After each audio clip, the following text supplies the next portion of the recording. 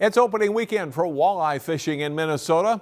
We caught up with longtime CCX fishing contributor Terry Tuma to ask him what he thinks about the 2023 opener.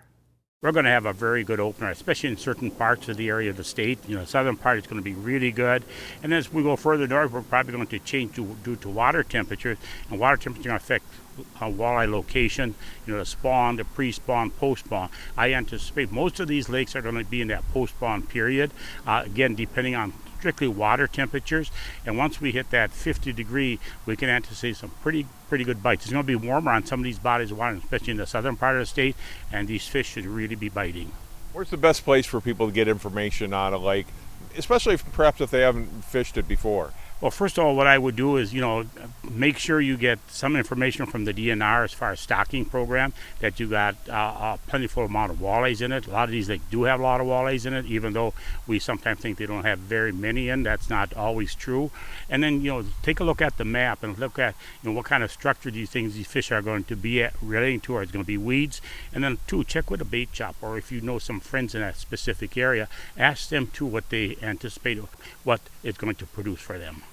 What's the preferred bait that you like to use for walleyes on the opener compared to, say, if you're fishing them in August? Well, where we're going to be fishing, John, jig and a minnow is going to be a starting point, but also a jig and leech. If you're running short on minnows or leeches, use jig and plastic. Jigs and plastic, especially if you've got a good bite going, can be extremely productive.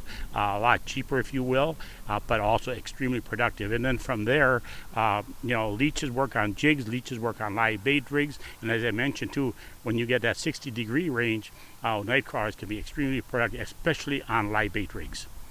We talk about walleyes a lot because it's the walleye opener, but this is a good time to catch the other fish too, right? Oh, no question about it. I hear this, and we've been in that situation too, John, where we had some terrible spring weather out there, freezing with ice fishing gear and so forth, and we had a tough bite going for the walleyes, but we nailed some big crappies.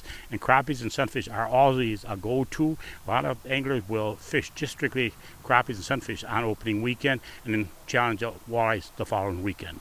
And you'll be working the Mississippi River again this year, right? Oh, yes, no question about it. That's our go-to opener. It's going to be interesting this year with the high water and dropping, how the fluctuation is going to affect walleye location. I anticipate we're going to have to do a little bit of looking to find those fish.